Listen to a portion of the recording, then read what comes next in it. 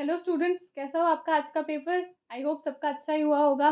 तो कमेंट में मुझे बताना कि आपका पेपर कैसा आया, इजी आया या फिर टफ आया, या फिर आपको कैसा लगा, इजी लगा या फिर टफ आया। ठीक है, तो हम शुरू करते हैं आज आपके 17 जून के फर्स्ट शिफ्ट का एनालिसिस वीडियो। ठीक है, तो सबसे पहले आज के पेपर की अगर मैं डिफ़िकल्टी लेवल की अगर बात करूँ, मैं डिफ़िकल्टी लेवल की, तो आपका पेपर आया था ईजी टू मॉडरेट लेवल का, ज़्यादा डिफ़िकल्ट नहीं था। ठीक है, अब अगर मैं टॉपिक्स की बात करूँ तो सबसे पहले आपके टीचिंग एप्टीट्यूड में लर्निंग से एवरी शिफ्ट में एक क्वेश्चन तो आ ही रहा है। तो आज की शिफ्ट में भी आपके लर्निंग से एक क्वेश्चन बना है। ग्रुप डिस्कशन के ऊपर भी आपका एक क्वेश्चन बना है। फिर इवैल्यूएशन के टाइप्स के ऊपर भी आपका एक क्वेश्चन बना है। तो मैंने टीचिंग के अंदर इवैल्यूएशन, ग्रुप डिस्कशन, लर्निंग के कैरेक्टरिस्टिक्स, लर्नर्स के कैरेक्टरिस्टिक्स, ये सब कुछ करवाया था। तो अगर आपने मेरी टीचिंग एप्टीट्यूड वाली सीरीज़ देखी होगी तो उसमें मैंने ये सब कुछ अच्छे से डिटेल में कवर किया है। इवैल्यूएशन के ऊपर भी मैंने डिटेल में एक क्लास ली थी कि इवैल्यूएशन क्या होता है, कितने टाइप्स के इवैल्यूएशन होते हैं, जिसमें हमने फॉर्मेटिव, समेटिव, प्लेसमेंट, डायग्नोस्टिक, है ना, ये सारे टाइप्स के इवैल्यूएशन करे थे। तो आपके इवैल्यूएशन से भी एक क्वेश्चन आया था। ठीक है, रिसर्च एप्टीट्यूड की अगर मैं बात करूँ तो रिसर्च एप्टीट्यूड में आपके सैम्पलिंग से फिर से क्वेश्चन आया है। तो एवरी शिफ्ट में सैम्पलिंग से क्वेश्चन बार बार रिपीट हो रहा है। ठीक है, एथनोग्राफिक रिसर्च से आपके फिर से क्वेश्चन आया है। अब एथनोग्राफिक रिसर्च क्या होती है, जब हम किसी के कल्चर के ऊपर स्टडी करते हैं तो उसको एथनोग्राफिक रिसर्च कहते हैं। ठीक है, जब हमको किसी के कल्चर के ऊपर स्टडी करनी होती है तो हम एथनोग्राफिक रिसर्च का यूज करते हैं। ठीक है, तो एथनोग्राफिक रिसर्च के ऊपर आपका एक क्वेश्चन आया था। प्लेगैरिज्म के लेवल्स एंड पेनल्टीज के ऊपर एक क्वेश्चन आया था। तो 2-3 शिफ्ट्स में देखा गया है कि प्लेगैरिज्म के लेवल्स के ऊपर क्वेश्चन पूछा है, और प्लेगैरिज्म से एक क्वेश्चन तो एवरी शिफ्ट में आ ही रहा है। तो प्लेगैरिज्म के लेवल जो है वो टोटल 4 लेवल होते हैं प्लेगैरिज्म के, 0, 1, 2 एंड 3। 0 लेवल के प्लेगैरिज्म में आप 0 to 10% का प्लेगैरिज्म अपनी रिसर्च के अंदर करते हो। ठीक है, फिर फर्स्ट लेवल के अंदर आता है आपका फ्रॉम 10 to 40% का प्लेगैरिज्म। ठीक है, फिर सेकंड लेवल में आता है आपका 40 to 60% का प्लेगैरिज्म, और फिर थर्ड लेवल में आता है आपका above 60% plagiarism.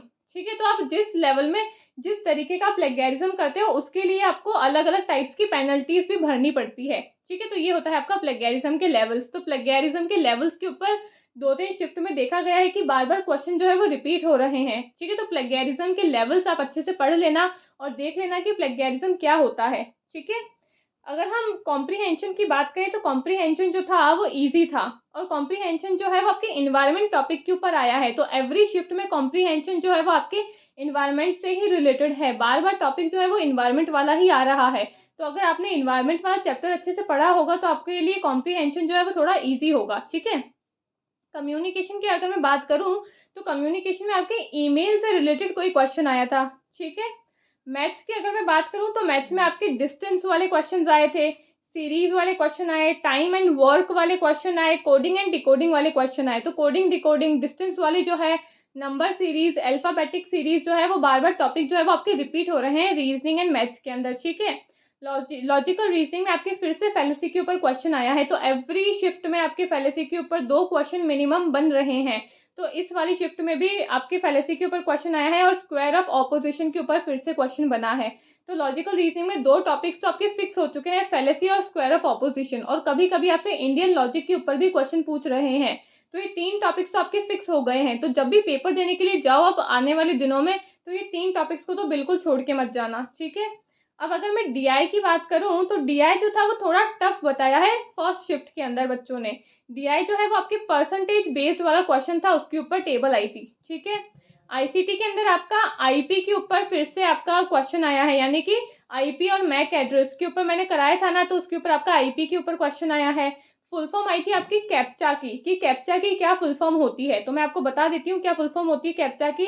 Completely automated public tuning test to tell computers and human experts. ये आपकी कैप्चा की फुल फॉर्म एग्जाम में आई थी। तो इसको एक बार देख लेना वापस से वीडियो को, और कैप्चा के फुल फॉर्म को लिख लेना, हो सकता है कि वापस से फिर क्वेश्चन पूछ ले। ठीक है, अब अगर मैं पीपल डेवलपमेंट एंड एनवायरनमेंट वाले चैप्टर की बात करूं तो इसमें आपसे गैसेस से रिलेटेड एक क्वेश्चन बना है, पॉल्यूटेंट्स के ऊपर आपका एक क्वेश्चन बना है, यानी कि एयर पोल्यूशन से रिलेटेड।